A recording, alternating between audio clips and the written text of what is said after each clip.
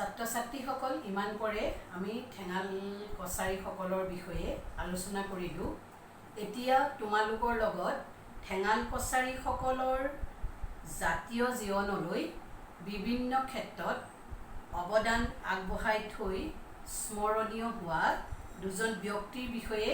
তোমালোকৰ লগত চমুকৈ আলোচনা কৰিবলৈ লৈছোঁ। প্ৰথমতে মই তোমালোকক লৌহপ্ৰাণ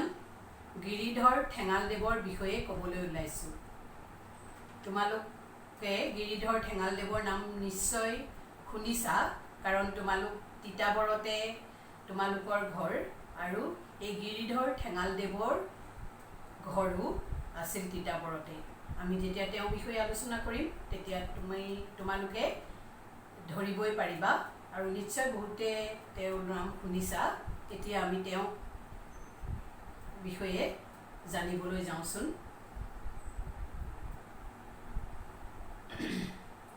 যোৰহাট জিলাৰ তিতাবৰ মহকুমাৰ তিতাবৰ ৰাজহ চক্ৰৰ অন্তৰ্গত ঠেঙাল মৌজাৰ উলুতলি গাঁৱৰ এটা অতি দুখীয়া কৃষক পৰিয়ালত গিৰিধৰ ঠেঙালদেৱৰ জন্ম হৈছিল 1921 চনৰ 12 জানুৱাৰী। তেখেতৰ পিতাকৰ নাম আছিল জিলিৰাম ঠেঙাল আৰু মাকৰ নাম আছিল কান্দুৰী ঠেঙাল। সৰুতেই মাকৰ বিয়োগ ঘটাত তেওঁক বৰমাকে তুলি তালি ডাঙৰ দীঘল কৰিছিল। তাৰ গিৰিধৰ ঠেঙালদেৱে বজালবাৰী প্ৰাথমিক বিদ্যালয়ত প্ৰাথমিক শিক্ষা গ্ৰহণ কৰিছিল আৰু সেই বিদ্যালয়ৰ পৰাই 1934 চনত তেওঁ প্ৰাথমিক বৃত্তি পৰীক্ষাত যোৰহাট মহকুমাৰ ভিতৰতে তৃতীয় স্থান লাভ কৰিছিল। তাৰ পিছত তেওঁ তিতাবৰ মধ্য ইংৰাজী বিদ্যালয়ত নামভৰ্তি কৰিছিল আৰু সেই সময়তে তেওঁ জীৱনলৈ আনটো দুৰ্ভাগ্যজনক ঘটনা আহিছিল, সেইটো হৈছে তেখেতৰ দেউতাকৰ মৃত্যু হৈছিল। মধ্য ইংৰাজী বিদ্যালয়ৰ পৰা বৃত্তি লাভ কৰি শেষ পৰীক্ষাত উত্তীৰ্ণ হৈ তেওঁ যোৰহাট চৰকাৰী হাইস্কুলত নামভৰ্তি কৰে আৰু তাৰে পৰা তেওঁ মেট্ৰিক পৰীক্ষাত উত্তীৰ্ণ হয়। তাৰপিছত যোৰহাট জগন্নাথ বৰুৱা কলেজৰ পৰা IA পৰীক্ষা আৰু 1946 চনত BA পৰীক্ষাৰ সুখ্যাতিৰে উত্তীৰ্ণ হয়। তেওঁ গুৱাহাটী বিশ্ববিদ্যালয়ৰ অধীনত BL ডিগ্ৰী লাভ কৰিছিল। গিৰিধৰ ঠেঙালদেৱে শিক্ষক হিচাপে কৰ্মজীৱন আৰম্ভ কৰিছিল। 1952 চনৰ পৰা 53 চনলৈ তেওঁ যোৰহাট জিলাৰ নৱালী তিতাৰাম বৰদলৈ হাইস্কুলত শিক্ষকতা কৰিছিল আৰু 53 চনত তেওঁ শিক্ষা জগতৰ পৰা আঁতৰি আহি তেওঁ ৰাজনৈতিক জগতত প্ৰৱেশ কৰে আৰু বিভিন্ন সামাজিক আৰু উন্নয়নমূলক কামত তেওঁ নিজকে জড়িত কৰায়। তাৰপিছত তেওঁ অলপ দিন যোৰহাট কোৰ্টতো ওকালতি কৰিছিল, কিন্তু এই ওকালতিও তেওঁ দীৰ্ঘস্থায়ী নাছিল। তেওঁ লাহে লাহে ওকালতিৰ পৰা আঁতৰি আহি তেওঁ ৰাজনৈতিক জীৱনত সক্ৰিয়ভাৱে সোমাই পৰে। তাৰ মাজতেই তেওঁ বিভিন্ন অঞ্চলৰ শিক্ষা, সামাজিক উন্নয়ন, সামাজিক ন্যায় আদি বিষয়ত নিজকে জড়িত কৰি লৈ তেওঁ সমাজৰ কিছু উন্নয়নমূলক কাম কৰি গৈছে। জালুকনীবাৰী হাইস্কুল, তিতাবৰ নন্দনাথ শইকীয়া কলেজ প্ৰতিষ্ঠাৰ ক্ষেত্ৰত তেওঁৰ অৱদান উল্লেখনীয়। তেওঁৰ নেতৃত্বতেই কমিউনিষ্ট পাৰ্টিৰ আন্দোলনৰ হেঁচাত কেইবাখনো শ্ৰমিক কৃষকৰ সপক্ষে লোৱা আইন প্ৰৱৰ্তন হৈছিল আৰু কিছুসংখ্যক ভূমিহীন কৃষকৰ মাজত মাটি দিয়াৰ ব্যৱস্থা চৰকাৰে কৰিবলগীয়া হৈছিল, কাৰণ এইসকলৰ সপক্ষে তেওঁ মাত মাতিছিল চৰকাৰৰ ওচৰত আৰু চৰকাৰে এইখিনি তেওঁৰ কাৰণেই চৰকাৰে তেওঁলোকক শ্ৰমিক কৃষকৰ সপক্ষে আইন প্ৰৱৰ্তন কৰা আৰু ভূমিহীন কৃষকৰ মাজত মাটি দিয়াৰ ব্যৱস্থা কৰি দিছে। তাৰপিছত 1978 চনত তিতাবৰ বিধানসভা সমষ্টিৰ পৰা তেখেত বিধায়ক হিচাপে নিৰ্বাচিত হয়। যোৰহাটৰ পৰা বৰহুলালৈকে এই সৰ্ববৃহৎ দীৰ্ঘ 9 আলি পকীকৰণৰ কাম তেখেতৰ উদ্যোগতেই সম্পন্ন হৈছিল। এইটো কথা আমি আজিলৈকে জনা নাছিলোঁ নহয় জানো, কিন্তু এতিয়া আমি জানিলোঁ যে এই দীঘল ৰাস্তা চোৱা, এই দীঘল পথ চোৱা তেওঁৰ উদ্যোগতেই পকীকৰণ হৈছিল। 1984 চনত এইজনা ব্যক্তিয়ে সেই সময়ৰ ছোভিয়েট ৰাছিয়াত হোৱা মাস্কীয় অৰ্থনীতিৰ 3মহীয়া ছেমিনাৰত অংশগ্ৰহণ কৰিছিল। চমুকৈ গিৰিধৰ ঠেঙালদেৱৰ বিষয়ে মই ইয়াতেই সামৰিছোঁ। ইয়াৰ পিছতে কমল কছাৰীদেৱৰ বিষয়ে আলোচনা কৰিবলৈ ওলাইছোঁ। একেধাৰে কবি, গীতিকাৰ, ভাস্কৰ্য আৰু চিত্ৰশিল্পী কমল কছাৰীদেৱ। তেখেতক ইস্তাহাৰ কবিৰূপে জনা যায়। ইস্তাহাৰ কবি কমল কছাৰীদেৱৰ জন্ম হৈছিল 1939 চনত যোৰহাট জিলাৰ তিতাবৰ মহকুমাৰ ঠেঙাল মৌজাৰ মৰধলি কছাৰী গাঁৱত। এটি কৃষক পৰিয়ালত তেখেতে জন্মগ্ৰহণ কৰিছিল। তেখেতৰ দেউতাকৰ নাম আছিল উনিৰাম কছাৰী আৰু মাকৰ নাম আছিল সৰু আইটি কছাৰী। জীৱিকাৰ সূত্ৰে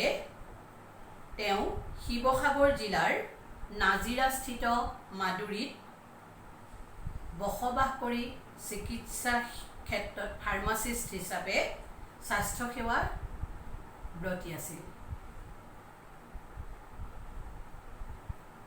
ভাস্কৰ্য শিল্পী, চিত্ৰশিল্পী, অনাতাঁৰ গীতিকাৰ কবি কমল কছাৰীদেৱে দেৱৰ লেখনিসমূহ অসমৰ আগশাৰীৰ কাকত আলোচনী, প্ৰতিধ্বনি, অসমবাণী, নীলাচল, অগ্ৰদূত, স্বাধীন প্ৰতিদিনৰ উপৰিও বিভিন্ন মাধ্যমত প্ৰকাশ কৰিছিল। শিৱসাগৰ জিলাৰ সাহিত্য সভাৰ সভাপতি আছিল কমল কছাৰীদেৱ। কমল কছাৰীদেৱে গীত, কবিতা, নাটক লিখাৰ উপৰিও বেনাৰ, ফেষ্টুন, কিতাপ, আলোচনীৰ বেটুপাত অংকন কৰিছিল। স্থাপত্য ভাস্কৰ্য নিজ হাতেৰে তেওঁ খোদিত কৰাত অতি পাকৈত অৰ্থাৎ সিদ্ধহস্ত আছিল। কমল কছাৰীদেৱক সাহিত্য সভাই বিষ্ণুপ্ৰসাদ ৰাভা বঁটা প্ৰদান কৰিছিল আৰু শিৱসাগৰ সাহিত্য সভাই কবিগৰাকীৰ নামেৰেই কবি শিল্পী কমল কছাৰী সাহিত্য বঁটা প্ৰদান কৰিছিল। অসম চৰকাৰে তেখেতলৈ সাহিত্যিক পেঞ্চন আগবঢ়াইছিল। এইগৰাকী দৰদী কবি কমল কছাৰীৰ 3 বছৰত অৰ্থাৎ 75 বছৰ বয়সত, 3-15 বছৰ বয়সত অৰ্থাৎ 75 বছৰ বয়সত 2013 চনত তেখেতে মৃত্যু কাকোৱালি লয়। চমুকৈ আমি আজি ঠেঙাল কছাৰীসকলৰ বিষয়ে যিখিনি আলোচনা আমি কৰিছিলোঁ, আগৰ 2টা শ্ৰেণীটো কৰিছিলোঁ আৰু এই তৃতীয় শ্ৰেণীটোতো মই তোমালোকক তেখেতসকলৰ 2জন উল্লেখযোগ্য ব্যক্তিৰ বিষয়ে চমুকৈ আলোচনা কৰিলোঁ। সম্পূৰ্ণ পাঠভিত্তিক এটি আলোচনা। এই আলোচনা তোমালোকে নিশ্চয় ভাল পাবা, তোমালোকে ভালকৈ পঢ়িবা। এইখিনি কথা মই আজিলৈ ইমানতে সামৰিছোঁ। এতিয়া মই তোমালোকক 2টামান প্ৰশ্ন উত্তৰ বিষয়ে আলোচনা কৰিম তোমালোকৰ লগত। ঠেঙাল কছাৰীসকলৰ কেইটামান প্ৰশ্ন মই তোমালোকৰ লগত আলোচনা কৰিবলৈ ওলাইছোঁ। প্ৰথমতে মই তোমালোকৰ লগত আলোচনা কৰিবলৈ ওলাইছোঁ যে ঠেঙাল কছাৰীসকলক কি বুলি অভিহিত কৰিছিল। প্ৰথম এটা প্ৰশ্ন যে ঠেঙাল কছাৰীসকলক কি বুলি অভিহিত কৰিছিল এই প্ৰশ্নটোৰ উত্তৰত তোমালোকে লিখিব লাগিব যে প্ৰাচীন কালত কছাৰীসকলক কিৰাত বুলি অভিহিত কৰিছিল 2 নম্বৰ প্ৰশ্নটো তোমালোকে দুটা বাক্যত লিখিব লাগিব সেই প্ৰশ্নটো হৈছে যে মংগোলীয় কিৰাতসকলৰ আবয়বিক বৈশিষ্ট্য কি মংগোলীয় কিৰাতসকলৰ আবয়বিক বৈশিষ্ট্য কি উত্তৰ হৈছে মংগোলীয় কিৰাতসকলৰ আবয়বিক বৈশিষ্ট্য হৈছে এওঁলোকৰ গাৰ বৰণ পিঠ বা পিঠ পিংগল কেশ কলা দাড়িগোপ তাকৰ শৰীৰৰ নোম কম মুখমণ্ডল বহল নাক চেপেটা হনু বা কপোল স্থিৰ স্পষ্ট চকু ঠেক এইখিনি লিখিলেই হ'ব 2 নম্বৰ প্ৰশ্নটোত মংগোলীয় কিৰাতসকলক সংস্কৃত ভাষাত কি বুলি অভিহিত কৰিছিল উত্তৰ হ'ব মংগোলীয় কিৰাতসকলক সংস্কৃত ভাষাত কক্ষবাদ বুলি অভিহিত কৰিছিল তাৰ পিছতে মই তোমালোকৰ লগত তাৰ পিছৰ প্ৰশ্নটো হৈছে যে ঠেঙাল কছাৰীসকল পৌৰাণিক কোন গোষ্ঠীৰ পৰা অহা উত্তৰ হ'ব ঠেঙাল কছাৰীসকল মংগোলীয় প্ৰজাতিৰ বড়ো গোষ্ঠীৰ লোক বা বড়ো গোষ্ঠীৰ পৰা অহা তাৰ পিছৰ প্ৰশ্নটো ডক্টৰ ভুৱন মোহন দাসে মংগোলীয়সকলক কেইটা ভাগত ভাগ কৰিছে ডক্টৰ ভুৱন মোহন দাসে মংগোলীয়সকলক 6টা ভাগত ভাগ কৰিছে সেইকেইটা হৈছে খাচী বড়ো লুচাই কুকি নগা অৰুণাচলৰ জনজাতি আৰু মিচিং দেউৰী হাজং আৰু বড়ো গোষ্ঠীৰ ভিতৰত গাৰো ৰাভা মেচ তিৱা ডিমাচা ঠেঙাল সোণোৱাল আৰু জাৰুৱা এইদৰে ভাগ কৰি দেখুৱাইছে তাৰ পিছৰ প্ৰশ্নটো হৈছে কছাৰী নামটো কেনেকৈ উৎপত্তি হৈছিল কিৰাত অৰ্থাৎ মংগোলীয়সকল সাধাৰণতে ডাঙৰ নদী বা পৰ্বতৰ দাঁতিকাষৰীয়া ঠাইত বসবাস কৰাৰ কাৰণে সংস্কৃত ভাষাত তেওঁলোকক কক্ষবাদ বোলা হৈছিল কক্ষবাদৰ পৰা কক্ষত কচ্ছৰ লগত অৰি যোগ হৈ কচ্ছ যোগ অৰি সমান কছাৰী নামৰ উৎপত্তি হৈছে ঠেঙাল কছাৰীসকলৰ উৎপত্তি সম্বন্ধে লিখা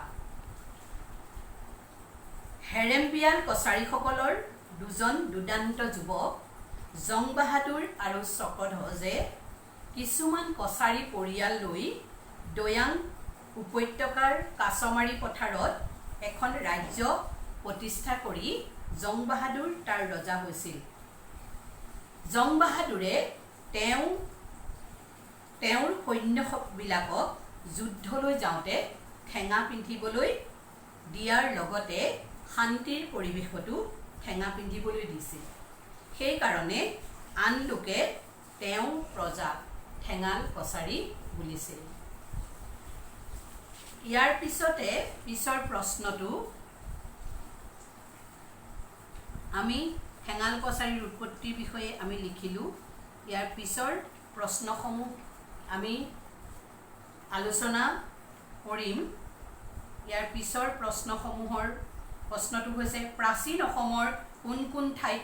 ঠেঙাল কছাৰীৰ বংশসমূহৰ অৱস্থান আছিল পাঠত বৰ সুন্দৰকৈ এইটো লিখি থোৱা আছে তোমালোকে দেখিবা ঠেঙাল কছাৰীৰ অৱস্থান বুলি লিখি দিয়া আছে আৰু ইয়াতে এইটো পেৰাগ্ৰাফৰ পৰাই তোমালোকে সেই প্ৰশ্নটোৰ উত্তৰ লিখিব পাৰিবা বিচাৰি লৈ ইয়াত সুন্দৰকৈ দিয়া আছে মই আকৌ কৈ নাযাওঁ তোমালোকে দেখিছাই যে ঠেঙাল কছাৰী অৱস্থান বুলি আছে পাঠটো উলিয়াই ল'বা ঠেঙাল কছাৰী সকল বুলি তাৰ 53 নম্বৰ পেজ পেৰেগ্ৰাফটোৰ প্ৰথম পেৰেগ্ৰাফটোতে সেই উত্তৰটো তোমালোকে পাবা তাৰ পিছৰ প্ৰশ্নটো হৈছে ঠেঙাল কছাৰীসকলক এইটো হ'ল ঠেঙাল কছাৰী সমাজ সংস্কৃতিৰ চমু পৰিচয় দিয়া ঠেঙাল কছাৰীৰ সমাজ সংস্কৃতিৰ চমু পৰিচয় বুলিলে ইয়াত আছেই তোমালোকে সেই পেজটোতে পিছলৈ যাবা অলপ দেখিবা যে ঠেঙাল কছাৰীসকলে অতীতৰ পৰাই সমাজ পাতি বাস কৰিছিল আৰু অসমীয়া তেওঁলোকৰ সমাজত পুৰুষেই প্ৰধান আছিল তেওঁলোকে যৌথ পৰিয়ালৰ অন্তৰ্ভুক্ত আছিল আৰু পিতৃৰ সেই পৰিয়ালৰ মুখ্য লোক আছিল সমাজ সংস্কৃতিৰ বিষয়ে সিমানখিনি লিখিলেই হ'ব ধৰিব নিশ্চয় পাৰিছা তাৰ পিছত ঠেঙাল কছাৰীসকলৰ সামাজিক গাঁথনি সম্পৰ্কে লিখা সামাজিক গাঁথনি হিচাপে ঠেঙাল কছাৰীসকলৰ সেইটো তোমালোকে সেই পৃষ্ঠাতে পাবা 53 নম্বৰ পৃষ্ঠাটোত তোমালোকে উলিয়াই ল'বা তাতে পাবা যে প্ৰাচীন কালত ঠেঙালসকল কৈৰাটচ ধৰ্মীয় আছিল গাঁথনিৰে আছিল আৰু তেওঁলোকে তাৰ পিছত মহাপুৰুষ শ্ৰীমন্ত শংকৰদেৱৰ নৱবৈষ্ণৱ এখন নাম ধৰ্ম প্ৰচাৰ কৰাৰ লগে লগে তেওঁলোকে সেই ধৰ্মৰ প্ৰতি অনুপ্ৰাণিত হয় সেই ধৰ্ম গ্ৰহণ কৰে আৰু সেই ধৰ্ম গ্ৰহণ কৰি তেওঁলোকে নামঘৰ প্ৰতিষ্ঠা কৰে নামঘৰৰ জৰিয়তে তেওঁলোকে কোটা খেলৰ সৃষ্টি কৰে আৰু সেইদৰে তেওঁলোকে কিছুমান বিষয়বাব সৃষ্টি কৰে নামঘৰক লৈ সত্ৰৰ পদ্ধতিক লৈ পেলাই তেনেকৈ তেওঁলোকে কিছুমান বিষয়বাব সৃষ্টি কৰে আৰু সেই বিষয়বাবৰ যোগেদি তেওঁলোকে কেনেকৈ সমাজখনক এক সমাজৰ ধৰ্মীয় ৰীতি নীতি পৰিচালনা কৰিছিল সেই কথাখিনি এই সমাজ গাঁথনি নামৰ সেই পৃষ্ঠাত সেই পেৰেগ্ৰাফটোতে তোমালোকে পাবা সেইখিনি তোমালোকে ভালকৰে তাৰ পৰাই উলিয়াই ল'বা ইয়াৰ পিছতে তোমালোকৰ আছে কি যে মংগোলীয় জনগোষ্ঠীৰ সবাতোকৈ ডাঙৰ বৈশিষ্ট্য কি মংগোলীয় জনগোষ্ঠীৰ সবাতোকৈ ডাঙৰ বৈশিষ্ট্য হৈছে সামূহিক জীৱন পদ্ধতি তেওঁলোকৰ সামূহিক জীৱন পদ্ধতি এটো প্ৰশ্নৰ উত্তৰত তোমালোকে হেতু লিখিলেই হ'ব তাৰ পিছতে ঠেঙাল কছাৰীসকলে পালন কৰা উৎসৱ পাৰ্বণৰ বিষয়ে সুন্দৰকৈ আছে তোমালোকৰ 54 নম্বৰ পৃষ্ঠাত উৎসৱ পাৰ্বণ বুলি আছে আৰু তালৈ যাবা গৈ পেলাই তেওঁলোকে তাত কি ধৰণৰ উৎসৱ পালন কৰে বিহু উৎসৱ পালন কৰে তাৰ পিছতে তেওঁলোকৰ গাভৰুসকলে কেনেকৈ ৰাতি বিহু পালন কৰে তাৰ উপৰিও তৰাচিৰা বিহু বালি হুঁচৰি বোকা বিহু নৰাচিঙা বিহু এইবিলাক উৎসৱ পাৰ্বণৰ বিষয়ে সেইখিনি কথা তোমালোকে লিখিবা সুন্দৰকৈ তাৰ পিছতে আহিলে কি উৎসৱ পাৰ্বণৰ পিছত ঠেঙাল কছাৰীসকলৰ খাদ্য সম্ভাৰৰ বিষয়ে ধুনীয়াকৈ তেওঁলোকে কি খাদ্য খায় তেওঁলোকৰ প্ৰধান খাদ্য কি তেওঁলোকে খাদ্য হিচাপে মাছ মাংস তেওঁলোকৰ প্ৰিয় তাৰ উপৰি তেওঁলোকে কাছ কুচিয়া কেঁকুৰা এই যে জিপাংকৰি আমৰলি নিংকৰি এইবিলাক কি তোমালোকে মোক যেতিয়া তাত তোমালোকৰ ডাউটছ ক্লিয়াৰ ক্লাছ দিব তেতিয়া তোমালোকে মোক সুধিবা বা তোমালোকে জানিবও পাৰা সেইটো কাৰণে বাৰু যিয়ে নহওক প্ৰশ্নটো হৈছে যে খাদ্য সম্ভাৰৰ বিষয়ে কি তেওঁলোকৰ খাদ্য সম্ভাৰ ঠেঙাল কছাৰীসকলৰ খাদ্য সম্ভাৰৰ বিষয়ে লিখিবলৈ দিছে সেই খাদ্য সম্ভাৰত তেওঁলোকে কি খাদ্য খায় তেওঁলোকে কি খাদ্য খাই ভাল পায় তেওঁলোকৰ সুষম খাদ্য কোনবিলাক তেওঁলোকৰ সঞ্চিত খাদ্য কি সেইখিনি তোমালোকে এই প্ৰশ্নটোৰ উত্তৰত লিখিবা তাৰ পিছতে আহিলে ঠেঙাল কছাৰীসকলৰ সাজপাৰ অলংকাৰ এইখিনি ধুনীয়াকৈ আছে তেওঁলোকে কি সাজপাৰ পৰিধান কৰে পুৰুষসকলে কেনেকুৱা সাজপাৰ পিন্ধিছিল মহিলাসকলে তেওঁলোকৰ বা তিৰোতাসকলে কেনেকুৱা ধৰণৰ সাজপাৰ পিন্ধে তেওঁলোকৰ কেনেকুৱা ধৰণৰ অলংকাৰ তেওঁলোকে পৰিহিত কৰিছিল এইখিনিও আছে তোমালোকৰ 54 নম্বৰ পৃষ্ঠাৰ একেবাৰে শেষৰ ফালে এইখিনি চাবা সেইখিনি তোমালোকে আলোচনা কৰিবা তাৰ পিছতে আহিলে কি সাজপাৰৰ পিছত আহিলে ভাষা সাহিত্যৰ ভঁৰাল অসমীয়া ভাষা সাহিত্যৰ ভঁৰাল চহকী কৰাত ঠেঙাল কছাৰীৰ অৱদানসমূহ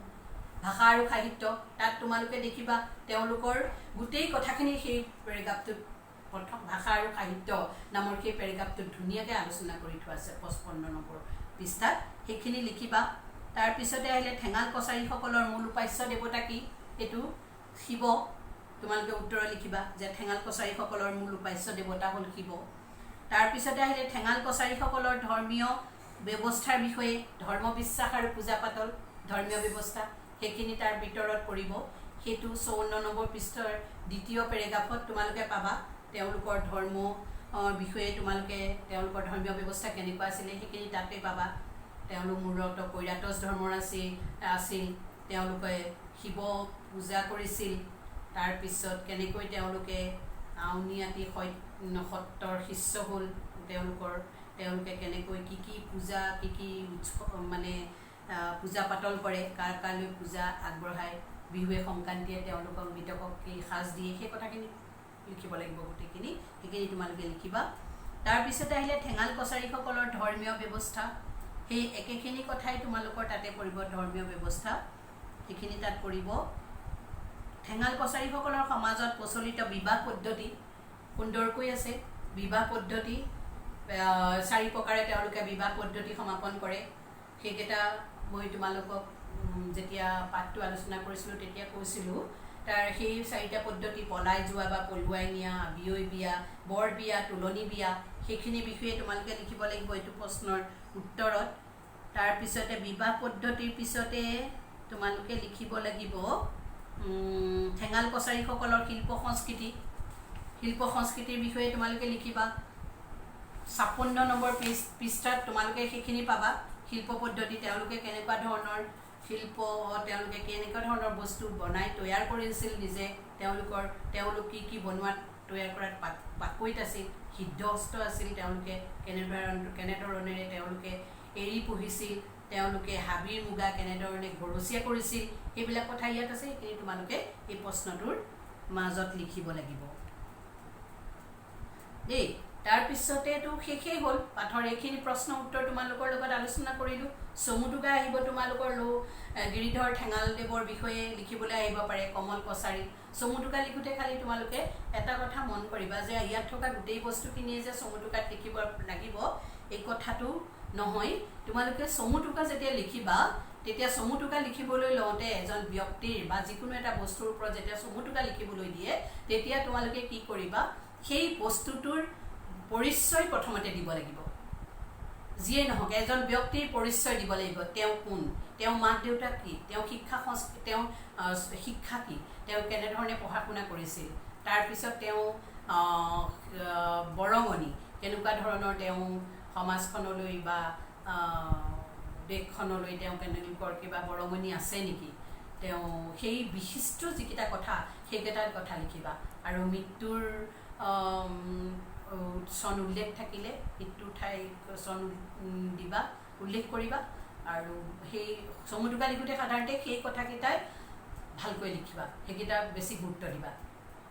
এতিয়া আজিলৈ তেতিয়াহ'লে ঠেঙাল কছাৰীসকলৰ বিষয়ে মই তোমালোকৰ লগত ইমানতে সামৰিলোঁ ঠেঙাল কছাৰীসকলৰ বিষয়ে কিবা যদি তোমালোকৰ মনত কিবা ডাউটছ আছে কিবা যদি সুধিবলৈ আছে তেতিয়াহ'লে তোমালোকে সুধিবা বাকী আজিলৈ ইমানতে সামৰিছোঁ ধন্যবাদ